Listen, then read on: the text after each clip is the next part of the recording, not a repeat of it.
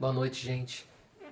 O vídeo de hoje, eu queria fazer um vídeo especialmente sobre um fato que ganhou muita repercussão na mídia ontem, que foi o recebimento da denúncia contra o Jair Bolsonaro. Então, na verdade, a partir de ontem, ele se tornou réu numa ação penal, porque a primeira turma do Supremo Tribunal Federal entendeu que ele vai ter que responder a uma ação penal relativo ao crime de incitação, se eu não me engano, no artigo 287 do Código Penal, que é de incitação ao crime, apologia ao crime de estupro, e ao crime de injúria por ter injuriado a deputada Maria do Rosário. Aquela frase que ele disse, que, se eu não me engano, que ela não merecia ser estuprada, alguma coisa nesse nível. Mas o meu vídeo de hoje, ele é um vídeo bem técnico, tá? Claro que é para ajudar a quem não é operador do direito a entender. Porém, é uma visão técnica. Eu não estou aqui querendo defender Bolsonaro ou acusar Bolsonaro. Eu apenas quero falar sobre o cerne da questão relativa ao recebimento da denúncia ontem pela primeira turma do Supremo Tribunal Federal. Ou seja, qual foi o cerne da questão? O cerne da questão era se o deputado Bolsonaro, se a imunidade que ele possui, material, se ela é absoluta ou não. A Constituição Federal, no artigo 53, fala o seguinte, que os deputados e senadores, eles são invioláveis em seus votos, em suas opiniões, em suas... Deixa eu até ler aqui. Os deputados e senadores são invioláveis civil e penalmente por quaisquer de suas opiniões, palavras e votos. Então, qual era o questionamento ontem? Era saber se essa imunidade aqui, que é a chamada imunidade material, se ela é absoluta ou não. Então, ontem, o condutor, o ministro relator, foi o Luiz Fux, e ele disse o seguinte, eu vou ler para vocês o que ele disse. Ele disse assim: o ministro Luiz Fux entendeu que as declarações do deputado Bolsonaro não têm relação com o exercício do mandato. O conteúdo não guarda qualquer relação com a função de deputado, portanto não incide a imunidade prevista na Constituição Federal. Ele acrescentou que, apesar de o Supremo ter entendimento sobre a impossibilidade de responsabilização do parlamentar quanto às palavras proferidas na Câmara dos Deputados, as declarações foram veiculadas também em veículo de imprensa, não incidindo assim a imunidade. Observou ainda que não importa o fato de o parlamentar estar no gabinete durante a entrevista, uma vez que as declarações se tornam públicas. Então, resumidamente, esse foi o voto do Luiz Fux para aceitar a denúncia contra Jair Bolsonaro e torná-lo réu numa ação penal. O que eu tenho que explicar aqui para vocês? Em primeiro lugar, que a imunidade conferida ao parlamentar não é conferida à pessoa do parlamentar, mas é conferida ao mandato parlamentar. Ou seja, se o Bolsonaro, ele sendo deputado federal, vamos dizer que ele assumisse um cargo de secretário do governo do estado do Rio, ele não continuaria com essa imunidade parlamentar, porque essa imunidade não é dele, é do mandato. Então o substituto dele é que passaria a ter essa imunidade. O que o Bolsonaro não perderia seria o foro por prerrogativa de função, mas isso é outra conversa, tá? Mas o que eu quero explicar é que a imunidade não é pessoal, ela é proveniente do mandato, tá? E por que eu estou falando isso?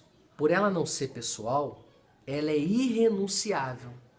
Ou seja, se o Bolsonaro chegasse ontem e falasse assim, não, eu não quero saber de nada não tô nem aí para essa imunidade e quero ir, como o pessoal gosta de falar na expressão popular, vamos pro pau mesmo e vamos resolver isso aí na justiça e eu abro mão da minha imunidade parlamentar material.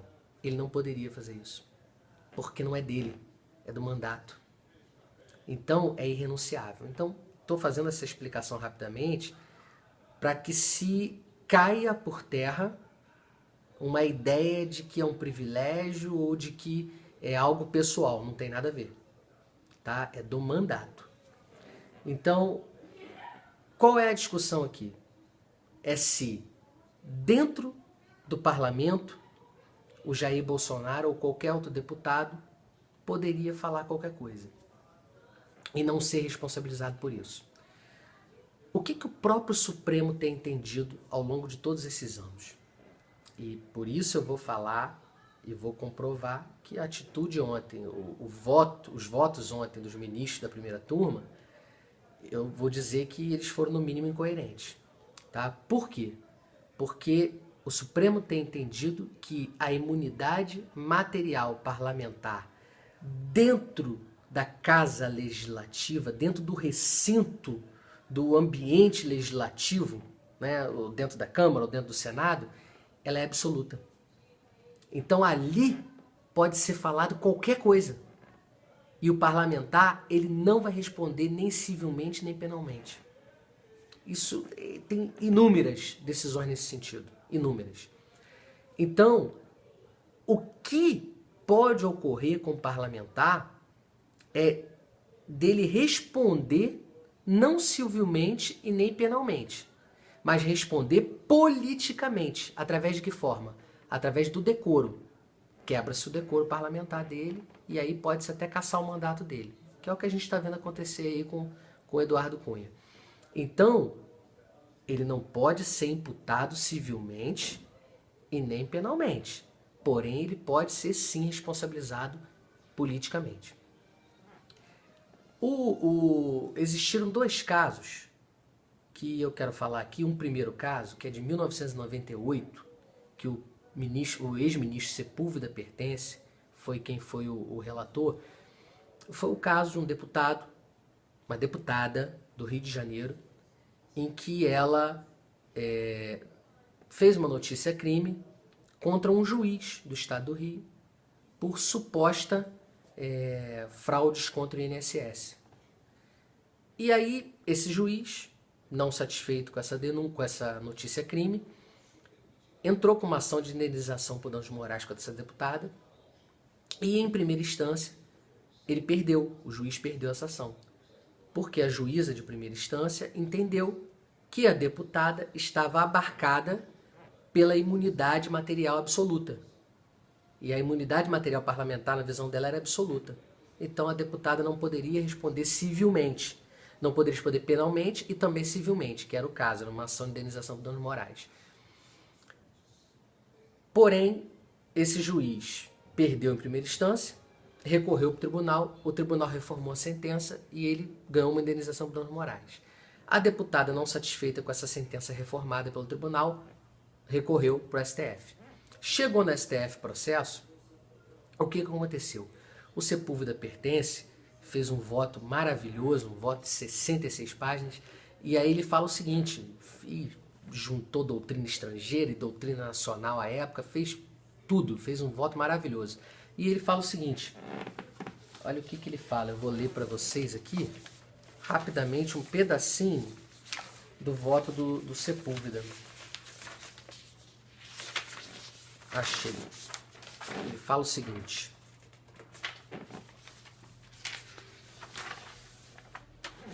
A imunidade parlamentar material se estende à divulgação pela imprensa, por iniciativa do congressista ou de terceiros, do fato coberto pela inviolabilidade.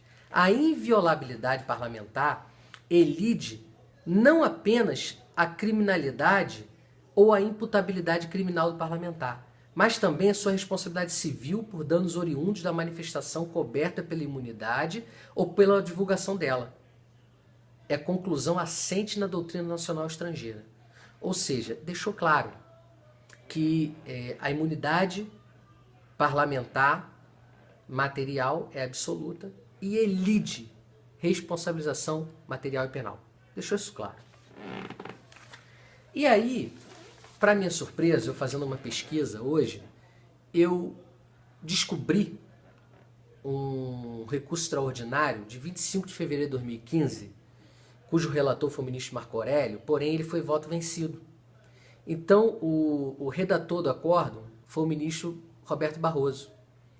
E o Roberto Barroso, e essa situação aqui, foi uma situação de São Paulo, na cidade de Tremembé, em que dois vereadores, eles brigaram, tiveram uma discussão dentro da Câmara Municipal de Tremembé, e aí um dos vereadores se sentiu lesado em sua honra, entrou com uma ação de indenização por danos morais contra o outro vereador, que supostamente o atingira. O que aconteceu? Esse vereador ganhou a indenização, foi para o tribunal, ganhou a indenização. O vereador queria ter que pagar a indenização, que supostamente atingira a honra do outro vereador, entrou com recurso extraordinário. Chegou no STF, e aí o ministro Luiz Roberto Barroso divergiu do ministro Marco Aurélio, e aí falou o seguinte, olha o que o ministro Barroso fala. Embora indesejáveis, tinha quebrado o pau entre esses dois vereadores lá em Tremembé. Então, tinham falado horrores um para os outros, um para o outro. Aí Roberto Barroso fala o seguinte, embora indesejáveis, as ofensas pessoais proferidas no âmbito da discussão política, respeitados os limites trazidos pela própria Constituição, não são passíveis de reprimenda judicial. Imunidade que se caracteriza como proteção adicional à liberdade de expressão, visando assegurar a fluência do debate público e, em última análise, a própria democracia. A ausência de controle judicial não imuniza completamente as manifestações parlamentares, que podem ser repreendidas pelo Legislativo. O que o Barroso quis dizer aqui? Olha, civilmente e penalmente, não dá para responsabilizar o parlamentar. Se ele está dentro da Câmara, se ele está dentro do Senado, ele pode falar o que ele quiser. Civilmente e penalmente ele não vai responder por nada. Porém, eventuais excessos, quem é que tem que coibir? A própria Casa Legislativa a que ele pertence. Por meio do quê? De uma representação política, que pode ser por quebra de decoro parlamentar. Ou seja, deixou claro aqui, não pode ser responsabilizado penalmente. E olha que esse caso aqui era de vereadores, não era de deputados. E todo mundo sabe que nem todas as garantias dos deputados são extensíveis aos vereadores. Então, se isso aqui vale para o vereador, muito mais para o deputado. Então, vamos lá. Aí, para minha surpresa, nesse RE, o ministro Fux, ele que votou ontem, foi o relator e votou pelo recebimento da denúncia para que se transforme em ação penal contra o Jair Bolsonaro, olha o que o ministro Fux fala. O ministro Fux, ele fala o seguinte, ele dá um exemplo, olha como ele fala, bem interessante o que ele fala. Mas o que me chamou mais atenção, aqui em todo esse estudo que fiz e que vou juntar o voto, ele fala sobre o voto do Sepúlveda Pertence em 1998. Ele fala que o voto do Pertence foi um primor de voto, foi maravilhoso, e que ele estava juntando o voto do Pertence nesse RE, porque era um voto mais fundamentado que tinha sobre o caso. Aí ele fala o seguinte, mas o que me chamou a atenção, que eu vou juntar o voto, é que subjacentemente poder-se-ia dizer, não, realmente isso não é maneira de um parlamentar se dirigir ao outro. Ele está falando dos dois vereadores que quebraram o pau. E aqui eu também colho da doutrina e da jurisprudência uma passagem no sentido de que a garantia da imunidade parlamentar representaria muito pouco se cada juiz pudesse aquilatar, segundo o seu padrão de decência e polidez, o grau de civilidade dos termos utilizados pelos representantes eleitos pelo povo. Olha o que ele fala.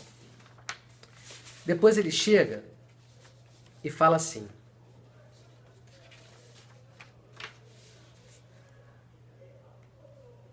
quando em causa atos praticados